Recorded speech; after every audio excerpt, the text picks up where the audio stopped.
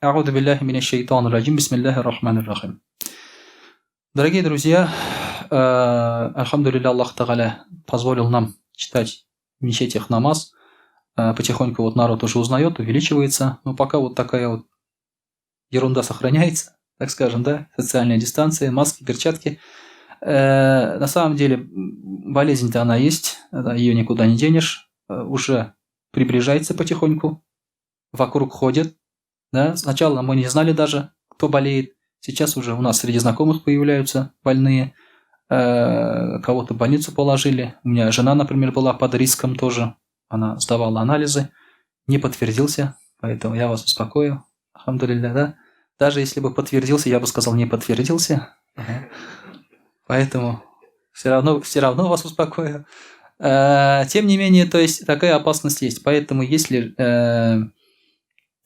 вы слышите где-то что-то вокруг вас это ходит, пожалуйста, примите меры для защиты себя и окружающих.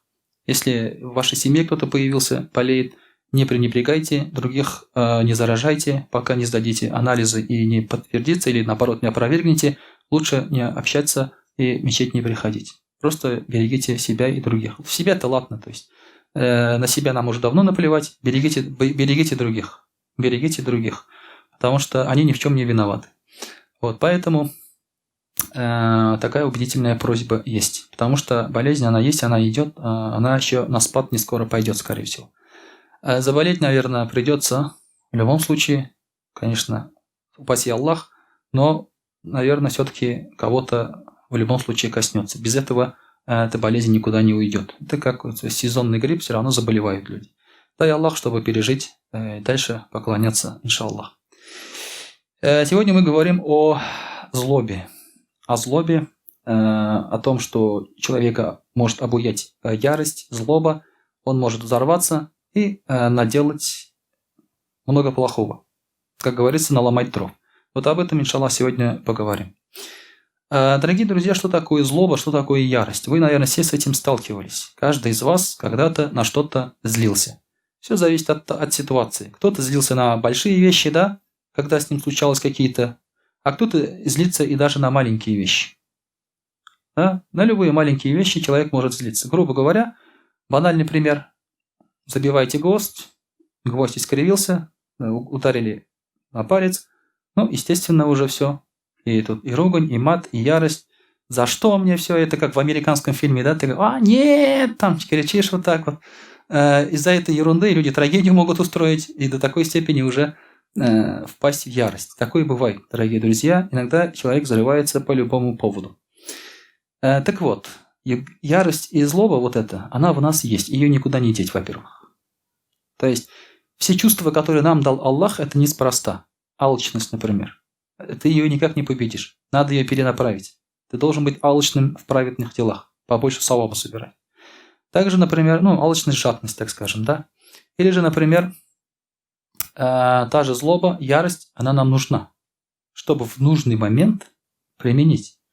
Бывают нужные моменты, когда нужно применить. То есть у нас нет такого, да, как у буддистов там что-то плохое сделали, ты стоишь там, намасте, да, и так далее. У нас такого нет.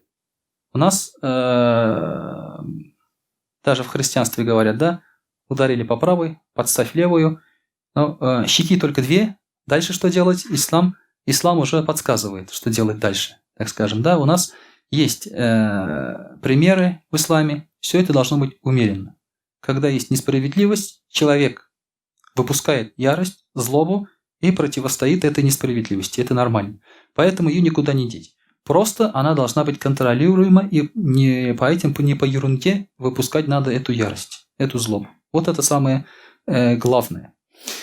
Гнев и злоба зарождается у нас в сердце, как мы сказали. И вместе с кровью эта злоба, эта ярость, она распространяется по всему телу.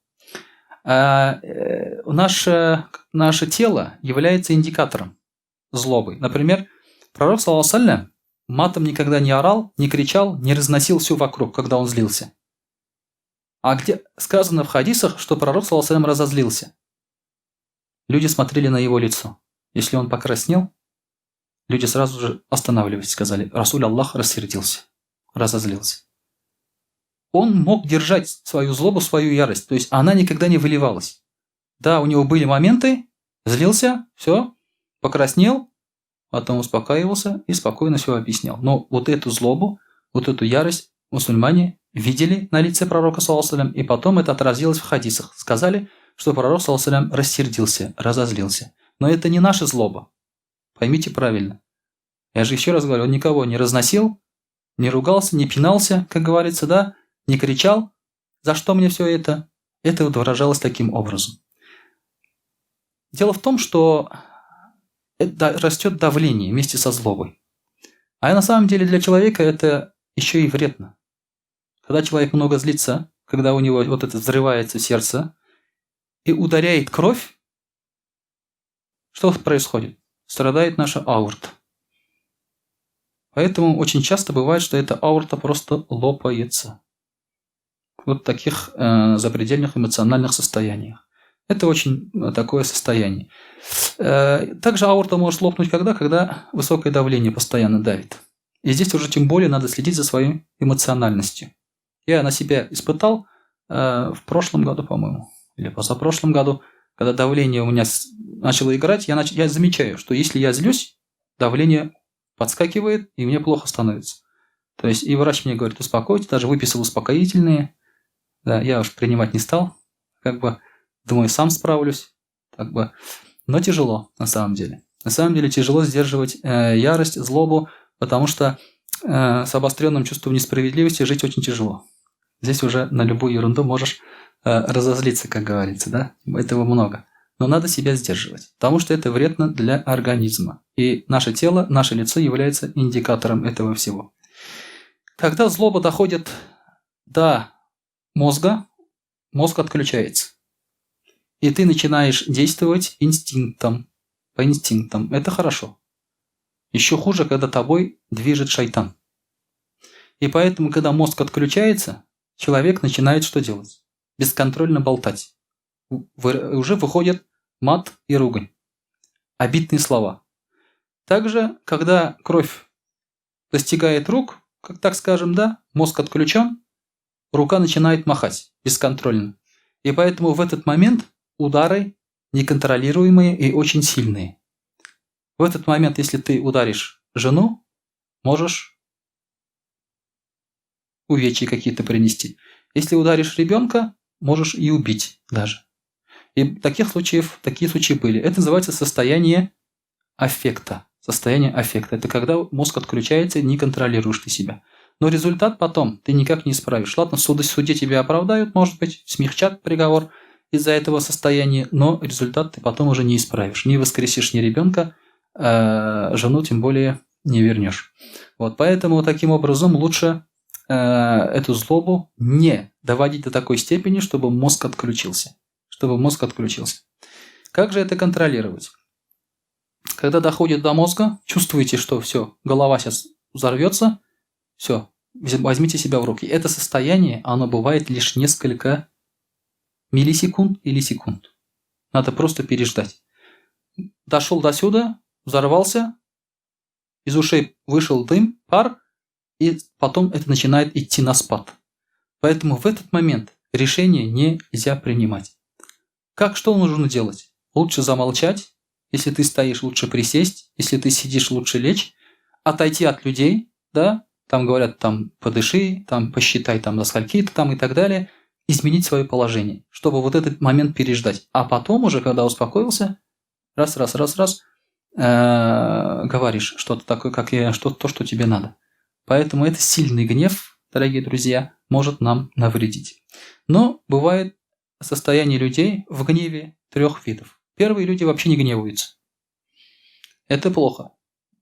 Это плохо, когда ты совсем не гневаешься. Ты пацифист, абсолютно спокойный, невозмутим, так скажем, да? Это плохо. Почему? Потому что бывают моменты, когда ты должен злобу свою показать. Когда ты должен защитить несправедливость и так далее. Потому что выражение недовольства и злобы на тебе выглядит устрашающе для твоих врагов, для плохих людей. Мусульмане, поэтому они так и выглядели в бою. В бою они выглядели страшно. Если в миру, так скажем, да, обычно, когда они общались между собой, друг другу многое прощали, как говорится, да, были божьи одуванчики, как говорят, то в бою они были свирепы. Конечно же, потом без этого там невозможно. Без этого невозможно. Аллах Тааля так и говорит в Коране: «Ашиддау алял куффар». К неверным они были сильными, то есть злобными, яростными. Ну, имеется в виду в бою, так скажем. Не говорю, что сейчас на бою надо участвовать сейчас, и поймите правильно, но если ситуация такая есть, где надо защитить несправедливость, это может быть у нас, грубо говоря, на улице, да, кого-то обижают, или там в магазине, или где-то в обществе, даже в мечети иногда бывает так, то есть ты должен уже заступиться и показать свое, такое скажем, состояние. Чуть-чуть злобу или же ярость здесь можно чуть-чуть показать, чтобы показать свое недовольство. Также есть умеренные люди в гневе, то есть они контролируют свой гнев. Это гнев, который, да, вышел, чуть-чуть покраснел, но мозг не отключился. Это умеренный гнев. Неумеренный, когда мозг отключается. Это состояние, то есть нормальное, и это нормально, то есть можно в себе выработать. Но есть неумеренный гнев, это как раз тот момент, когда мозг отключается. Доходит до мозга, все взрывается, ты взрываешься, и все. Потом уже просто приходит человек участковый и пишет, что случилось. И собирает данные, так скажем, да. Поэтому это состояние, конечно, самое опасное. И до этого состояния мусульманин не должен доходить. Он должен себя контролировать. Что вызывает гнев? Надо понять, что вызывает гнев, чтобы его контролировать. Это в основном вызывает гнев чувства. Плохой гнев, ненужный гнев вызывает чувство хвастливости. То есть человек любит хвастаться тем, что у него есть. Тщеславие, высокомерие вызывает. Это тоже с хвастливостью тоже связано. Привычка подшучивать и насмехаться над другими. Это тоже вызывает ярость. Почему? Потому что когда ты любишь подшучивать над другими, ты не любишь, когда подшучивают над тобой. И поэтому, когда это происходит, появляется ярость и злоба. Во всем есть мера, конечно. Вот сейчас идет такая тенденция в комедии, когда смеются над другими. Это стендап, так скажем, да, или там такой любой момент. Когда раньше, например, юмор, он был юмор, райкинский, да? Райкина знаете же, наверное, или нет? Знаменитый еврей, комик. У него был немножко другой юмор. Сатира, юмор, то есть такой со смыслом, как говорится. Сейчас просто прямое оскорбление идет уже. И поэтому вот эта вот привычка, когда идет она в массы, человек уже начинает из-за этого злиться. Сам и злит других. Любит поспорить и оспаривать что-то постоянно. Это тоже злит человека. Вероломство, предательство тоже это вызывает ярость. И стремление к богатству. Когда человек любит богатство, алчность у него есть, соответственно, то это тоже вызывает ярость и гнев. То есть вот эти вот вещи, они возбудители. Соответственно, если не хочешь злиться, надо эти вещи убирать или контролировать. Тогда, иншаллах, уже приходит покой. Как же подавить гнев? Надо работать над собой. Каким образом? Необходимо знать, что говорится в Коране и в хадисах о гневе, о подавлении гнева. Такие аяты и хадисы есть. Например, Аллах Тааля говорит: «Бисмиллахи рахмани рахим, васаригу иля магфирати мин раббикум ва джаннатин гардуха ас-самавати валь арду угиддат лиль муттакин». Спешите к прощению от Господа вашего и к его раю, ширина которого ширина небес и земли, и это приготовлено для богобоязненных. Кто эти богобоязненные? Аллазина юнфикуна фиссарраи вад-дарра, которые расходуют в радости и печали, валь-казимина аль-гайза, и которые держат себя в руках, усмиряют свой гнев, валь-гафина ганин-нас, и которые прощают людей, валлаху юхиббуль мухсинин, Аллах любит творящих добро. Эти люди считаются творящими добро. Вот такого рода аяты есть. И также хадис есть, где пророк саллаллаху алейхи говорит: «Ман каффа гадабаху, каффа Аллаху газабаху». Кто усмирил свой гнев, то Аллах Тааля тому человеку не дает наказания. То есть наказание не достигнет того человека.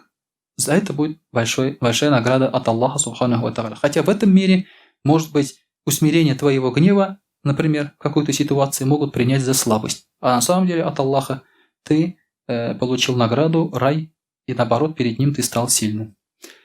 Знать о наказании за гнев. То есть мы должны знать наказание за гнев. Соответственно, это уже удел неверующих, как мы сказали. А место неверующих – это наказание, это ад. Знать о последствиях гнева. Ты всегда должен знать, к чему приведет гнев. Если ты будешь гневаться, как мы сказали, пострадавшие люди, необдуманные поступки, слова и так далее, и так далее, и так далее. Можно даже с человеком поссориться на всю жизнь из-за гнева просто. Ну и, конечно же, нужно понять, что гнев, когда человек гневается, это отвратительный нрав. С этим человеком не хотят ни дружить, ни иметь дела, а кротость, наоборот, поощряемые качества. Кротость, спокойствие, к этим людям люди тянутся. Наоборот, стараются находиться вместе с ними. Потому что где гнев – огонь, а огонь, он хорошо, когда греет, а когда он обжигает, это уже плохо. Когда костер начинает разгораться, всегда стараются отодвигаться от костра, подальше садятся. То же самое, когда человек гневается сильно постоянно, от него отодвигаются другие люди. Подальше становятся. Хочешь, чтобы люди приблизились к тебе, значит, ты должен успокоиться. Быть теплым, а не горячим или же обжигающим. Вот такие, дорогие друзья, рекомендации и хадисы есть по поводу гнева. Еще раз говорю, сейчас это распространено. Даже среди мусульман, и часто спрашивают, как себя усмирить даже в этом плане, да. Поэтому, иншаллах, есть рекомендации. Это лишь были некоторые из них, которые мы сказали. И мы должны работать над этим, над своим гневом, чтобы, не дай Бог, не сделать какие-то плохие поступки. Потому что, когда у нас в сердце гнев и огонь, когда шайтан нами управляет, мы забываем мудрые, хорошие слова, аяты и хадисы, которые обучились до этого, и, соответственно, уже могут быть плохие последствия.